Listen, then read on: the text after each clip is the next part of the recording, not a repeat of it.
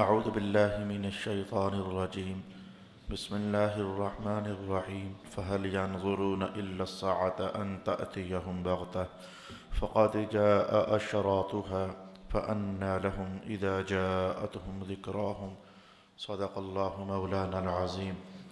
الصلاة والسلام عليك يا سيدي يا رسول الله.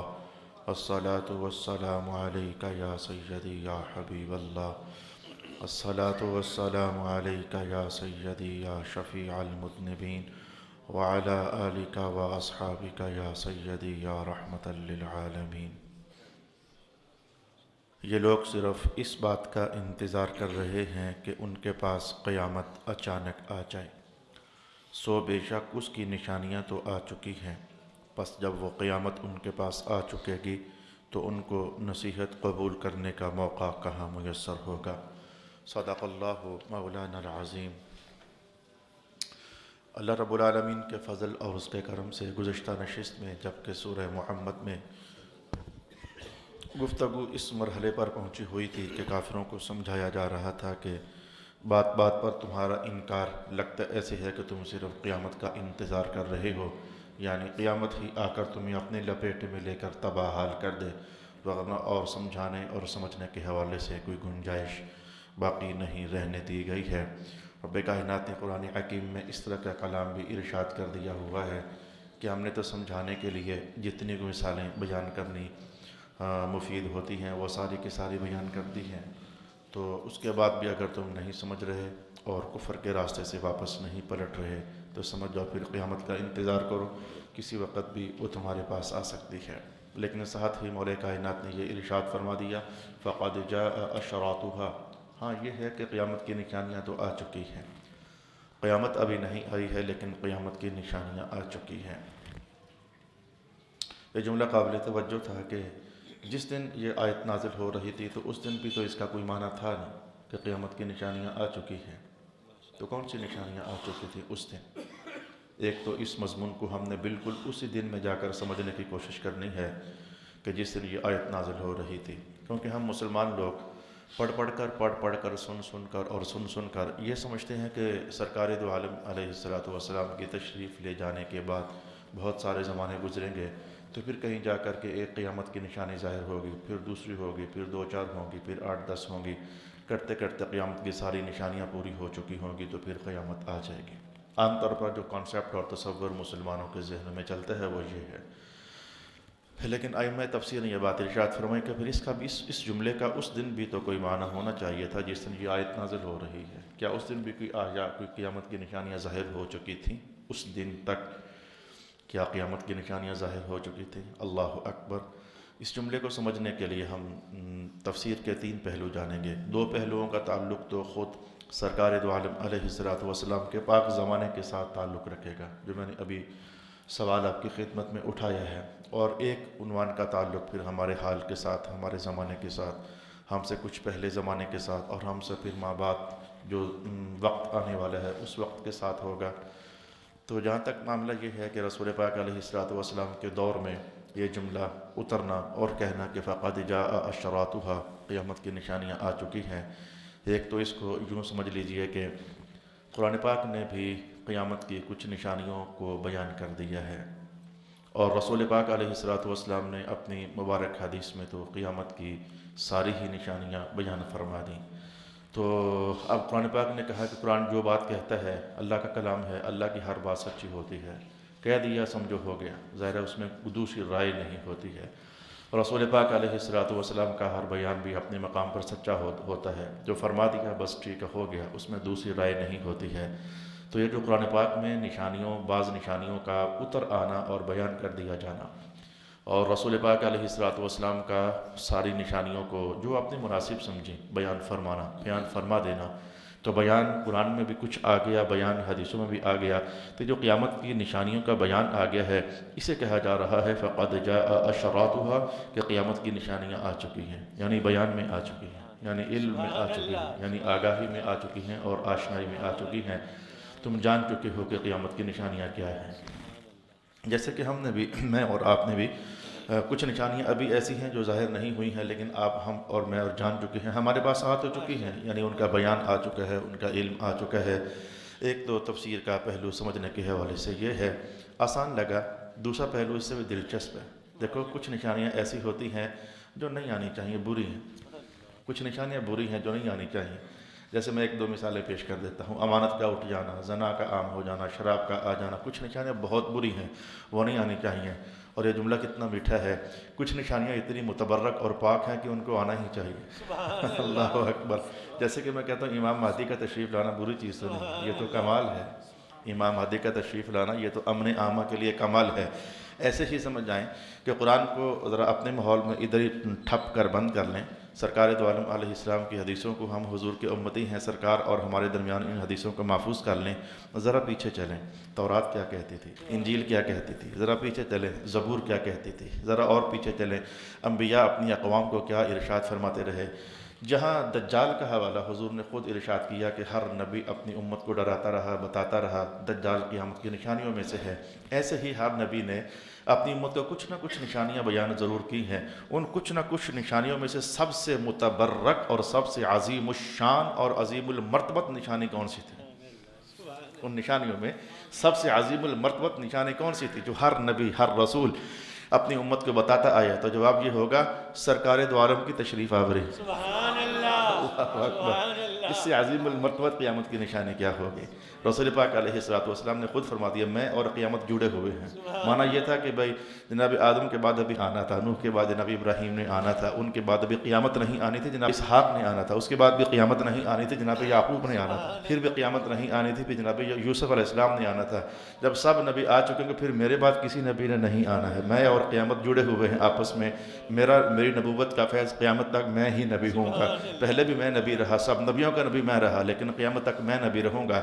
لہذا جان جانا چاہیے کہ جس دن یہ آیت نازل ہو رہی تھی اور کہا جا رہا تھا قیامت کی نشانیاں آ چکی ہیں، تو سمجھ جائیں کہ بہت ساری بات کے زمانوں میں بھی بھلے ظاہر ہونی ہے، لیکن یہ ایک نشانی ہی سب نشانیوں پر حاوی ہے، محمد مصطفیٰ صلی اللہ علیہ وآلہ وسلم۔ یہ ہے تفسیر کا دوسرا پہلو، فقد جاء اشراطها۔ قیامت تو ابھی نہیں آئی، لیکن قیامت کی نشانیاں تو آ چکی ہیں۔ سرکار دو عالم صلی اللہ علیہ وسلم کا پاک وجود، آپ کی نبوت کا اعلان وغیرہ وغیرہ وغیرہ، آپ کے وجود اقدس سے ایسے معجزات کا سرزد ہو جانا جو آج تک کسی نبی کی وجود اقدس سے سرزد نہ ہوئے، یہ سب کے سب قیامت کی نشانیوں میں سے ہے، اور ان کا ذکر کیا گیا باقاعدہ۔ اللہ اکبر، اللہ اکبر، اللہ اکبر۔ یہ تفسیر کے دو پہلو کہنے کے بعد اب میں اپنے وعدے کے مطابق میں یہ چاہتا تھا کہ اب متبرک نشانیاں میں نے بیان کر دیں، یعنی ایک جناب عیسیٰ علیہ السلام تشریف فرما ہوں گے، ابھی تک نہیں آئی، یہ پاک نشانی ہے اور یہ ہونی چاہیے۔ جناب مہدی کا ظہور، یہ پاک نشانی ہے اور یہ ہونی چاہیے۔ کچھ نشانیاں ہیں وہ ناپسندیدہ ہے۔ شراب کا ہو جانا کون سی پسندیدہ علامت ہے؟ گناہوں کا زیادہ ہو جانا کون سی پسندیدہ علامت ہے؟ تو کچھ نشانیاں پلید ہیں، ان کے حالات اچھے نہیں ہیں، اللہ کو پسند نہیں ہیں۔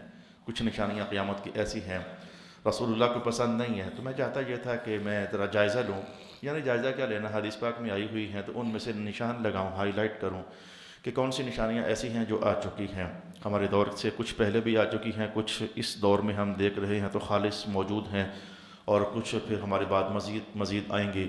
تو پھر ہم میں سے جو شخص اس نشانے کا حصہ بن رہا ہوگا اسے ڈرنا چاہیے۔ قیامت کی نشانی بننا کوئی اچھی بات تو نہیں ہے، ڈرنا چاہیے، پرہیز کرنا چاہیے، جس قدر ممکن ہو سکے اپنا دامن وہاں سے صاف کرنا چاہیے، بچا کر نکل جانا چاہیے۔ زندگیوں کے اندر، زندگیوں کے گلی محلوں کے اندر ہم قیامت کی نشانی بن کر نہ جئیں، بلکہ حضور کا مقصود اور محبوب بن کر جئیں۔ عنوان زندگی تو یہ ہے۔ تو آئیے ذرا دیکھتے ہیں کہ ہمارے دور تک، آج کے اس دور تک قیامت کی کون سی نشانیاں ہیں جو ظاہر ہو چکی ہیں، اور جب میں کہتا چلا جاؤں گا تو مجھے اس میں شاید وضاحت کی بھی ضرورت نہ رہے۔ میں جو کہہ رہا ہوں کہ باہر دن چڑھا ہوا ہے تو اس میں کیا ضرورت ہے وضاحت کرنے کی؟ میں جو کہوں وہ دیکھو دن سورج کی روشنیاں محسوس ہو رہی ہیں، تو اس میں دلیل دینے کی کیا ضرورت ہے؟ آنکھ کھولو گے تو آپ کو بھی نظر آ جائیں گی۔ تو قیامت کی کچھ نشانیاں ایسی ہیں جس میں شاید مجھے بہت سارا لمبا چوڑا تبصرہ بھی نہ کرنا پڑے، میں فوراً آپ کی آنکھوں میں چانن ہو جائے گا کہ یہ قیامت کی نشانی ظاہر ہو چکی ہے، او ہو یہ تو ہمارے اپنے گھر میں پائی جا رہی ہے۔ اس قدر آنکھ کھل جائے گی آپ لوگوں کی، یہ تو ہمارے اپنے گھر میں پائی جا رہی ہے۔ تو آئیے دیکھتے ہیں کہ کون سی قیامت کی نشانیاں ابھی تک ظاہر ہو چکی ہیں صلی اللہ علیہ حبیبہ محمد وآلہ وسلم۔ رسول پاک علیہ السلام نے ارشاد فرمایا کہ ایسے ہوں گے لوگ، نہ پہننے کو جوتی ہے، نہ صاف ستھرے کپڑے ہیں، ٹوٹی پھوٹی جوتیاں ہیں، کبھی پاؤں بھی ننگے ہیں، ٹوٹے پھوٹے کپڑے ہیں، بلکہ کبھی کپڑے بھی جسم پر نہیں ہیں۔ یہ حال ہوگا لوگوں کا، تو پھر اچانک ایسا ہو جائے گا کہ ان کو دولت بہت زیادہ مل جائے گی، بہت زیادہ دولت مل جائے گی، اتنی دولت مل جائے گی، بڑی بڑی عالی شان بنگلے محل کوٹھیاں بنا کر بیٹھیں گے، اور یہاں تک بھی بولیں گے، یہ جملہ اس حدیث میں نہیں ہے کہ ہماری پرانے زمانے سے چلی آ رہی دولت، تفاخر کریں گے، یا تفاخرون فی البنیان، تفاخر کریں گے، ہم جدی پشتی مالدار ہیں اور ہم تو کیا شے ہیں، تو وہ شے ہیں، تو یہ شے ہے۔ غربت کے بعد ایک دم سے دولتیں ہجوم کریں گی لوگوں کے ہاں۔ میرا خیال ہے کہ سوچنا چاہیے، یہ کوئی ڈھکی چھپی نشانی نہیں ہے۔ جن بیچاروں کی فصلوں میں کچھ بھی نہیں اگتا ہوتا تھا، ایک دم روڈیں پاس سے گزر گئیں، کالونیوں میں آ گئیں، ایک دم سے جمپ لگا کر کے تو بڑے بڑے محلات بنا کر بیٹھ گئے۔ اور ایک حدیث کے اندر یہ بھی میں نے پڑھا، اچانک اللہ تعالیٰ نے دماغ میں ڈال دی ہے، تکیے لگا کر تو رسول اللہ کی حدیثوں پر بحثیں کریں گے۔ یہ فیس بک تمہاری کیا ہے؟ ککھ نہیں آتا ہوتا لیکن بحثیں کر رہے ہوتے، بڑے بڑے علماء پر فتوے جاری کر رہے ہوتے ہیں، دین کے عنوانات کھول کر گھر ہی بیٹھے ہوتے ہیں، پڑھا اپنے ککھ بھی نہیں ہوتا ہے۔ اللہ اکبر، اللہ اکبر۔ تو قیامت کی نشانی یہ بالکل ظاہر ہو چکی ہے، اور مزید ظاہر ہوتی چلی جا رہی ہے کہ غربت کے بعد ایک دم سے دولتوں کا ہجوم ہو جائے گا۔ دیکھو حدیث کے الفاظ یہ ہے کہ پاؤں ننگے ہوں گے، پہننے کو جوتی نہیں تھی، پنڈے ان کے ننگے ہوں گے، پہننے کو کپڑا تن پر نہیں تھا، لیکن اچانک ایسا رش آیا، ایسی لہر چلی دولتوں کی کہ بڑے بڑے بنگلے اور محلات بنا کر بیٹھ جائیں گے۔ میرا خیال ہے کہ فوراً آپ کو سمجھ آ گئی، دولت کا کثیر ہو جانا یہ کبھی بھی کسی بھی زمانے میں خوش آئند نہیں رہا ہے۔ کپڑوں پر پانی گراؤ گے تو گلہ تو ہونا پڑے گا۔ دولت جب آتی ہے تو کچھ نہ کچھ دین سے بغاوت تو لازمی آتی ہے، جس کو اللہ اپنے فضل سے بچا لے اس کو ہزاروں سلام۔ جب دولت آئے گی آپ کی نمازوں میں مسجد کی حاضریاں کم ہو جائیں گی، یہ لکھ لو مجھ سے۔ تمہاری جیب جب بھر جائے گی تمہیں قرآن پاک کی صحبت سے کنارہ کشی اختیار کرنی پڑے گی، تمہارے پاس ٹائم نہیں ہوگا، فرصت نہیں ہوگی، اور کل تم اسی مسجد میں اپنے اپنے محلوں میں اسی قرآن سے وظیفے ڈھونڈ کر پڑھا کرتے تھے، اللہ کریم رزق کھول دے، لیکن جب 2 روپے جیب میں آ جائیں گے تمہیں اسی قرآن کو دینے کے لیے ٹائم نہیں ملے گا، تمہیں انہی مسجد کی صفوں میں آنے کے لیے ٹائم نہیں ملے گا۔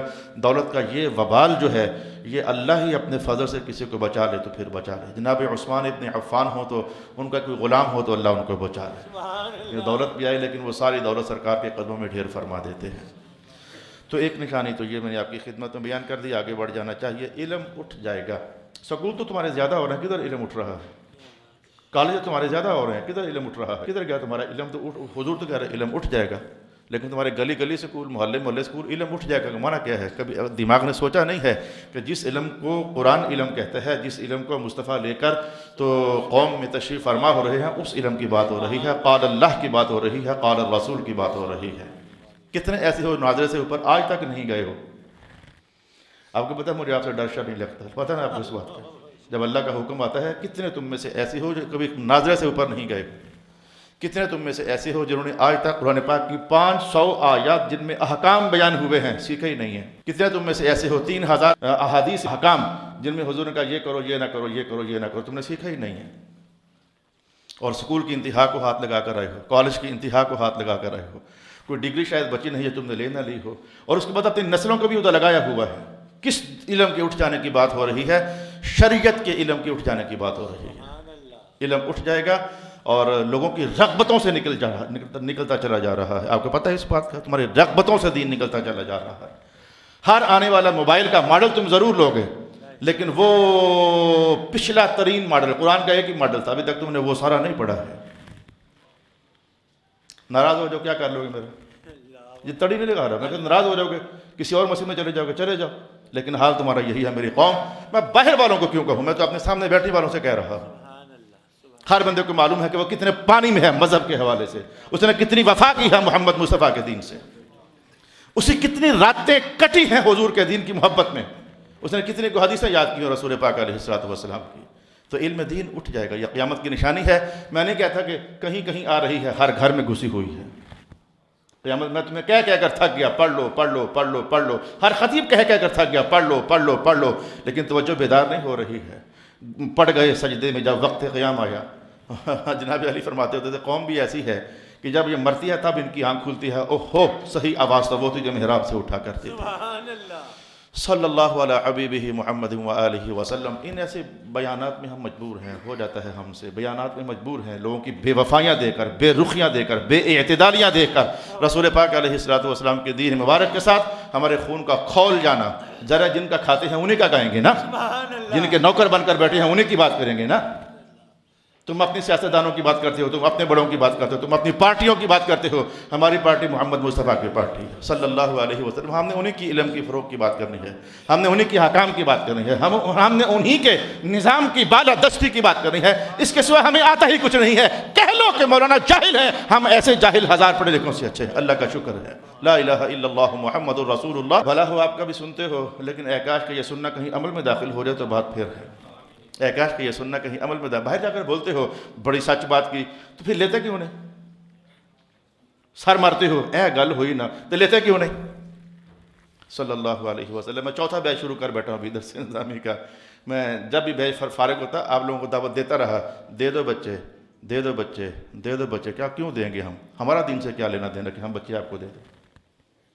ہم بچے بھوکے مروا لیں مولوی بنوا کر کے؟ یہ بولتے نہیں ہو لیکن دل کی آواز ہوتی ہے، کھائے گا کہاں سے؟ اعوذ باللہ من الشیطان الرجیم۔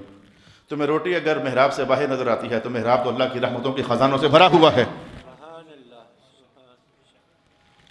صلی اللہ علیہ وآلہ وسلم۔ تنخواہیں بڑھا دو بڑھا دو بڑھا دو۔ ڈاکٹروں نے ہڑتالیں کی ہیں، ٹیچرز نے ہڑتالیں کی ہیں، کبھی کسی خطیب نے بھی ہڑتال کی ہے، کبھی کسی امام نے بھی ہڑتال کی ہے۔ ان کا رزق تمہاری جیبوں سے نہیں آتا، ان کا رزق محمد مصطفیٰ کے خزانہ لنگر سے آتا ہے۔ پتہ نہیں کیسے کیسے آتا ہے، کہاں کہاں سے اللہ تعالیٰ اہتمام کرتا ہے۔ یہ آپ کے اس تاریک سوال اور اندھیری سوچ کا جواب ہے، کھائے گا کہاں سے؟ مولوی بن جائیں گے ہم؟ استغفر اللہ و اتوب الیہ۔ تو علم دین اٹھ جائے گا، اور اٹھ چکا، ہر گھر میں یہ جہالت داخل ہو چکی ہے۔ بلکہ میں کہتا ہوں ہم محراب نشینوں کے لیے بھی ایک نشانی آگے آ رہی ہے، لا الہ الا اللہ محمد الرسول اللہ۔ ابھی میں نے آپ سے تلخ تلخ کہا، اب اپنی فیملی سے تلخ تلخ کہنے لگا ہوں۔ رسول اللہ علیہ السلام فرماتے ہیں دین پڑھیں گے لیکن دین کے لیے نہیں، دنیا کے لیے۔ دین پڑھیں گے لیکن دین کے لیے نہیں، دنیا کے لیے۔ ہزاروں طلباء ایسے دیکھ چکا ہوں، نوکری مل جاتی ہے اگر یہ پڑھیں تو۔ او بھائی تو پڑھ تو جا سونے، تجھے کیا معلوم کہ سرکار کے دیش میں بڑی نوکریاں ہیں؟ تجھے کیا معلوم؟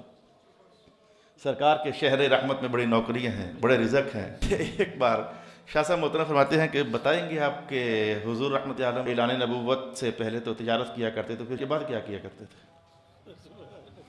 رزق کا نظام نظم و ضبط کیا تھا؟ تجارت تو پھر حضور نے چھوڑ دی تھی، جب ذمہ داریاں نبوت کی پڑی تجارت تو پھر حضور نے چھوڑ دی تھی۔ تو آپ کے ذہن میں سوال آتا ہے کہ بچوں پھر رسول پاک علیہ السلام کیا کرتے تھے؟ ہم نے کہا حضور آپ بتائیں، ہم تو آپ کے پاس پڑھنے کے لیے آئے ہیں، آپ بتائیں کہ حضور پھر کیا کرتے تھے؟ کاروبار تو حضور نے چھوڑ دیا تھا، وہ تجارت تو حضور نے چھوڑ دی تھی۔ کہا رسول اکرم علیہ السلام کے لیے اللہ نے یہ اہتمام رحمت کر دیا ہوا تھا کہ صحابہ اپنی اخروی سعادت سمجھتے تھے اگر تحفہ تحائف حضور کی خدمت میں قابل قبول ہو جاتا، وہ تحفے تحائف بھیجتے تھے اور نذرانے پیش کر دیتے، یا رسول اللہ یہ قبول فرمائیں سرکار، یہ قبول فرمائیں۔ جناب خدیجہ نے تو اعلان کر دیا، وہ تو حضور میرا مال میرا نہیں آپ کا سارا، جو مرضی کہہ رہے ہیں اس کا۔ اللہ اکبر۔ بہر کیف یہ رزق یہ اور شے ہے، یہ رزق کے معاملات اور شے ہیں، یہ اللہ کے فیصلے ہیں۔ یَبْسُطُ الرِّزْقَ لِمَن يَشَاءُ مِنْ عِبَادِهِ وَيَقْدِرُ، یہ رزق کھولنا تنگ کرنا یہ اللہ تعالیٰ کے معاملات ہیں۔ کہا کہ لوگ دین پڑھیں گے لیکن دنیا کمانے کے لیے۔ عجیب نہیں ہے کہ مجھ سے پڑھے ہوئے صرف 6 مہینے کے بچے، 3 مہینے پڑھے بچے، 4 مہینے پڑھے بچے قیامت کی نشانی نہیں ہے؟ تمہارے انگلینڈ میں جا کر خطیب لگے ہوئے ہیں، اور میرے لیے یہ کوئی خوشی والی بات نہیں ہے۔ 1.5 سال پڑھا بچہ، سال پڑھا بچہ، 6 مہینے پڑھا بچہ بھاگ گیا، وہ رزق کی وہ اندر سے وہ للکار ہی ان کو نہیں رہنے دیتی ہے، آئیں بائیں دائیں کی دولت کی چمک انہیں پریشان کر دیتی ہے۔ بھاگ گیا، انگلینڈ جا کر خطیب لگا ہوا، 1 نہیں 2 نہیں 3 نہیں 4 نہیں، کتنے بچے لگے ہوئے ہیں، کوئی سال پڑھ کے بھاگ گیا، کوئی 6 مہینے۔ اب وہ کیا قوم کو رہنمائی دیں گے؟ وہ قوم کی کیا وہ ان کی تقدیر تبدیل کریں گے؟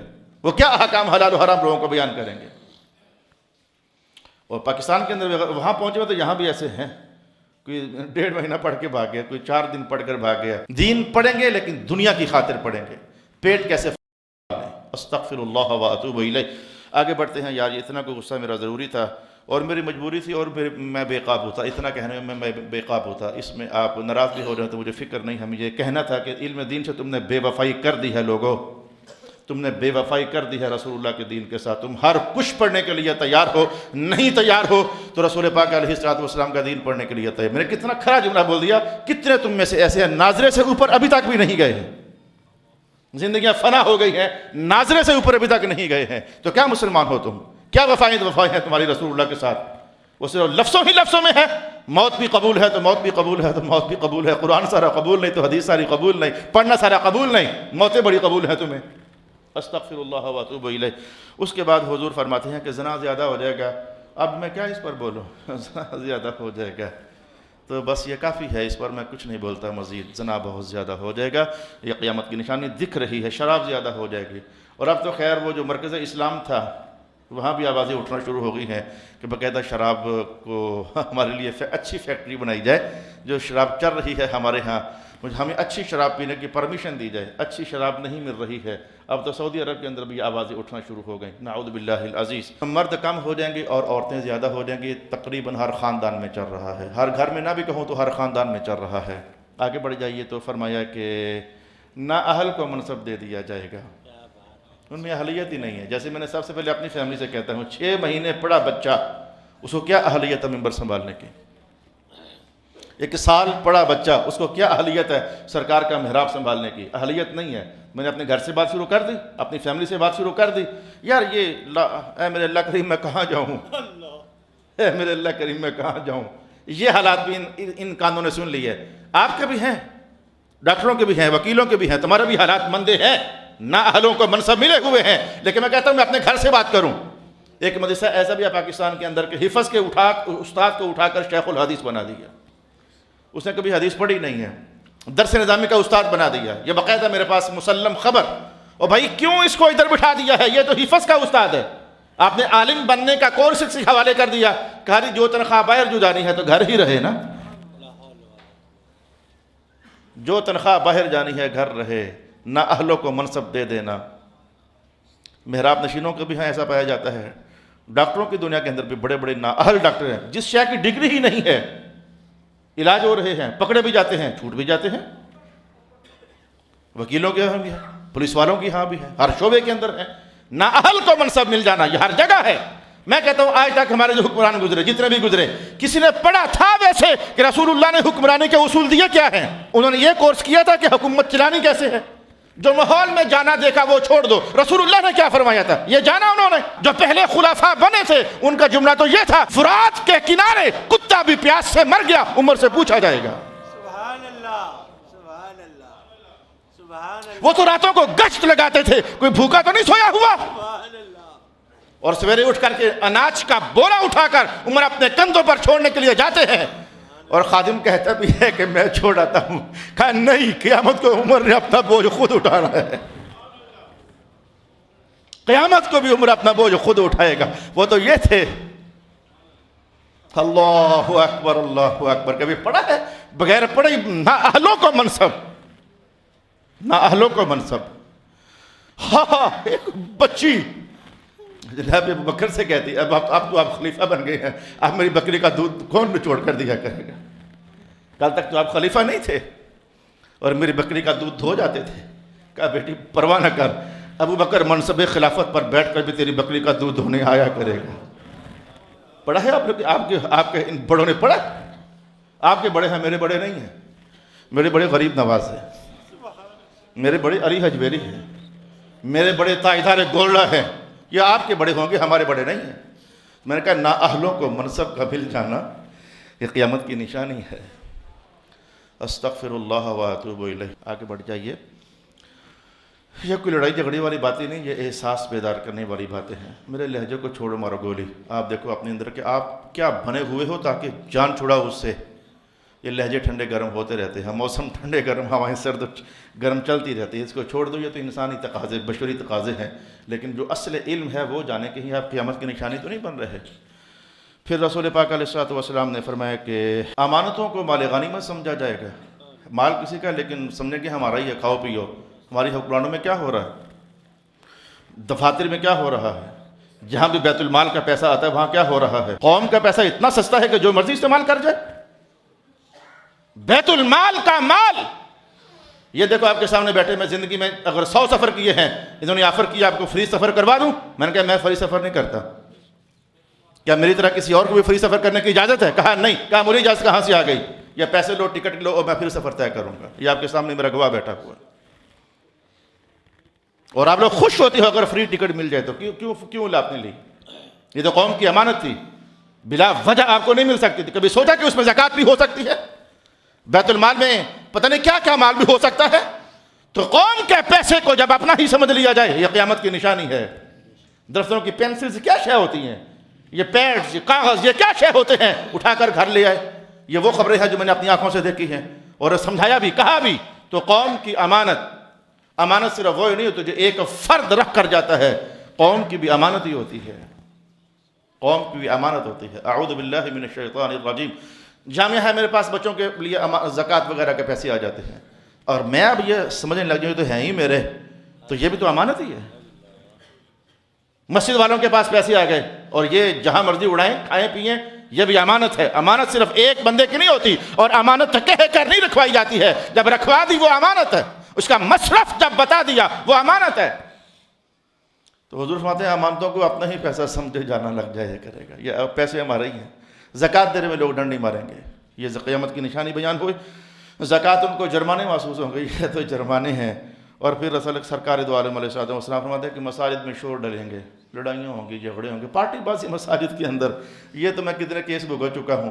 ایک پارٹی آتی امام خطیب دے دو، میں کہتا ہوں لڑائی ہے تمہاری یا سارے متفق ہو؟ میں کھڑا ہی بندہ ہوں، بس ایسے ہوں، کیا کروں؟ اللہ نے مجھے بنایا جو ایسے ہے کہ صاف گو ہو جائے۔ اب میں کیا کروں؟ اللہ کی بناوٹ کا انکار کر دوں میں تو تمہاری پارٹی بازی چل رہی ہے کہ سنگل ہو؟ کہنے کہ سنگل ہے، بندہ لے جاؤ۔ ہاں نا جی، آدھے کچھ اور کہتے ہیں، میں کہا میں بندہ نہیں دیتا، جا سارے متفق ہو کر کوئی اور بندہ لے کر آؤ۔ آدھے تم بندہ لاؤ گے وہ ٹانگ کھینچیں گے، آدھے وہ بندہ لائیں گے تم ٹانگ کھینچو گے۔ تمہاری مسجد تو ایک مچھلی منڈی بن جائے گی، اور بنی ہوئی ہے منڈیاں، وہ آدھے اس کو نہیں چلنے دیتے، وہ آدھے اس کو نہیں چلنے دیتے۔ تو حضور فرماتے ہیں کہ مساجد کے اندر شور ہوگا۔ اور بھائی دیکھو، جس دیانتداری سے آپ کے خون کو گرمیاں دیتا ہوں، اپنے آپ کو بھی ایسا ہی کہتا ہوں۔ مساجد کے اندر شور مچیں گے، بندہ ہمارا ہوگا تو بندہ ہمارا ہوگا تو بندہ ہمارا ہوگا تو بندہ ہمارا ہوگا، چھوٹی چھوٹی بات پر مساجد کے شور ڈلیں گے۔ اعوذ باللہ من الشیطان الرجیم۔ آگے بڑھ جائیے، حضور فرماتے ہیں کہ مرد اپنی بیویوں کی باتیں زیادہ مانیں گے، ماؤں کے نہیں مانیں گے۔ یہ تمہیں پتہ ہے، تمہارے گھر کی کہانی ہے، میں نہیں جانتا۔ مجموعی طور پر خبریں ہیں، لیکن ہر بندے کو خود پتہ ہے کہ بیوی کی زیادہ مانتے ہو کہ ماں کی زیادہ مانتے ہو۔ یہ تمہاری گھر کی کہانی خود ہی نبیڑو۔ رسول پاک فرماتے ہیں کہ مرد اپنے باپوں کی کم مانیں گے، دوستوں کی زیادہ مانیں گے۔ یہ تمہارے گھر کی کہانی ہے، خود چیک کرو اپنے آپ کو۔ اگر بن چکی ہو قیامت کی نشانی، بیوی غالب ہے، ماں مغلوب ہے، قیامت کی نشانی ہو، ڈرو بدبخت ہو۔ یہ بدبخت کی اس سے بڑھ کر اور کیا ہو سکتی ہے؟ اور تمہارا باپ بلک رہا ہے، رو رہا ہے اپنے ادب آداب کے لیے، اپنے حکام کے لیے، اور بدبخت بیٹا باپ کی سنتا ہی نہیں ہے اور دوستوں کی طرف لپکتا ہے، بھاگتا ہے، دوڑتا ہے۔ یہ قیامت کی نشانی ہے، اس سے بڑی اور بدنصیبی کیا ہو سکتی ہے؟ پھر رسول پاک علیہ السلام نے ارشاد فرمایا کہ قوم کا سب سے بدکار شخص ہوگا، اسے قبیلے کا سردار بنا دیا جائے گا۔ صرف کیا ہے کہ بدمعاش اس کی چلتی ہے، اس کے آگے کوئی بول نہیں سکتا ہے۔ چلتا ہے تمہارے خاندانوں میں کہ نہیں چلتا ہے؟ قبیلے کا سب سے بدکار شخص، اسے قوم کا رہنما بنا دو۔ یہاں تو یہ الفاظ ہیں، لیکن ایک دوسرے مقام پر الفاظ حدیث کے یہ بھی ہیں، لکع ابن لکع، وہ بھی کمینہ ہوگا، اس کا باپ بھی کمینہ ہوگا۔ رسول اللہ کے فرمان کو کون جھٹلا سکتا ہے؟ وہ خود بھی کمینہ ہوگا، اس کا باپ بھی کمینہ ہوگا، لیکن اسے اٹھا کر قوم کا رہنما بنا دیا جائے گا۔ یہ نشانیاں دیکھ رہے ہو آپ لوگ۔ اس کے بعد سرکار دو عالم علیہ السلام نے فرمایا کہ بعض لوگوں کی عزت کریں گے، لیکن دل سے نہیں کریں گے، صرف اس لیے کریں گے کہ اگر اس کی عزت نہ کی تو یہ غصے ہو جائے گا، ناراض ہو جائے گا، شر پہنچائے گا مجھے۔ کوالٹی اس میں نہیں ہوگی، صرف اس کے شر سے بچنے کی رائے جی ملک صاحب، حالانکہ وہ قابل عزت آدمی نہیں ہوگا، اس کے شر سے اپنی عزت بچانے کے لیے لوگ اس کی عزت کریں گے۔ میں نے دیکھ لی ہیں ایسے لوگ، اور آپ نے بھی دیکھ لی ہے۔ یہ وہ نشانیاں بیان کر رہا ہوں جو بھائی ماحول میں دکھ رہی ہیں۔ آج کی نشست میں ہم نے یہ دیکھنا ہے کون کون سی نشانیاں ظاہر ہو چکی ہیں۔ اب میں جلدی سے سمیٹا ہوں، گانے والے بھی زیادہ ہو جائیں گے اور گانے والیاں بھی زیادہ ہو جائیں گے۔ اس پر بیان کرنے کی ضرورت ہے کیا؟ گانے والے بھی زیادہ ہیں اور گانے والیاں بھی زیادہ۔ مرکز اسلام میں کیا ہو گیا ابھی تازہ ہی؟ ساری رات گانے والیاں ناچتی رہیں، ہمیں تو شرک سے باہر نہیں نکلنے دیتے تھے یہ لوگ، پاکستانی مشرک ہیں، مشرک ہیں، مشرک ہیں، مشرک ہیں، ہمیں تو اسلام اسلام ہی ان کے ہاں قابل قبول نہیں تھا، یہ بدعتی لوگ ہیں اور مشرک لوگ ہیں۔ تو یہ کون سی سنت نبھا رہے ہو عرب والو؟ یہ کون سی سنت نبھا رہے ہو؟ اور بھی رولے تھے، کبھی کبھی ہم بولتے ہوتے تھے اور آپ لوگ ہمارے خلاف ہوتے تھے، تم زیادہ مسلمان ہو، تو پھر اب چلو وہ باتیں تو چھوڑ دو، پرانی ہو گئی، ٹھنڈی ہو گئی، اب بتاؤ، اب بھی کہو کہ تم زیادہ مسلمان ہو، انہیں نہیں پتا قرآن و سنت کیا ہوتی ہے، اب بھی بولو۔ جب ہم ان کے نظریے کی بات کرتے ہوتے تھے اس وقت آپ الٹا ہمیں گندا کہتے تھے، اگر اللہ نہ چاہتا تو وہاں نمازیں پڑھاتے ہی کیوں وہ؟ اب بتاؤ، اب وہ امام سارے کہاں گئے؟ اب وہ مرکز اسلام کہاں گیا؟ گانے والیاں ساری رات ناچتی رہے، نعوذ باللہ العزیز۔ پھر سرکار دو عالم علیہ السلام فرماتے ہیں کہ بعد والے لوگ، یعنی ہم لوگ اور ہمارے بعد والے اور ہمارے بعد والے لوگ پہلوں کو برا کہیں گے۔ آج تک، آج بھی اس دور کے اندر وہ لفنگے اور وہ غلیظ انسان موجود ہیں جنہیں کربلا کا بادشاہ برا نظر آتا ہے، جو امام علی پاک کو آج بھی گھورتے ہیں، جو حضور کے صحابہ کو آج بھی برا کہتے ہیں، آج بھی وہ غلیظ انسان موجود ہیں، گالیاں نکالتے ہیں، قوم کے پچھلے پہلے والوں کو برا کہیں گے۔ یہ قیامت کی نشانیاں ہیں اور آج تک یہ آج بھی نشانیاں دیکھی جا رہی ہیں۔ اچھا، اب یہ بات ابھی ختم نہیں ہوئی ہے، میں یہ سوچ رہا تھا کہ آج میں یہ نبیڑ لوں گا کہ کون سی نشانیاں ہیں جو ظاہر ہو چکی ہیں۔ جب کپڑا گندا ہوگا، اوپر برش بجے گا، درد تو ہوتی ہے، پھر یہ تو ہوگا۔ اب کپڑا بھی گندا ہو، لگی بھی گریس ہو اور کہو کہ بس سادہ سا پانی گزار دو تو صاف ہو جائے گا، یہ تو نہیں ہوتا۔ جب حالات خراب ہوں گے تو خطیب مجبور ہو جاتا ہے، قرآن کے اس عنوان کو اسی لہجے میں بیان کرنے میں مجبور ہوتا ہے۔ کیا کروں، میں بھی کیا کروں۔ اچھا، تو یہ ہے کہ اب میرا دل یہ تھا کہ اگلی بار پھر میں آپ کو یہ بیان کروں گا کہ قیامت کی کچھ نشانیاں ابھی ایسی بھی ہیں جو وجود میں نہیں آئیں، تو اب وہ پہلے والی ہی مکمل نہیں ہوئیں۔ کوشش کروں گا کہ اگلی نشست میں جو چند ایک یہ رہ گئے ہیں یہ بھی آپ کو سنا دوں، اور جو پھر آئندہ وجود میں ابھی نہیں آئیں لیکن آنے والی، حالات قریب ہو گئے، بہت قریب ہو گئے حالات، میں انشاءاللہ وہ بھی آپ کی خدمت میں بیان کر دوں گا۔ وآخر دعوانا الحمدللہ رب العالمین۔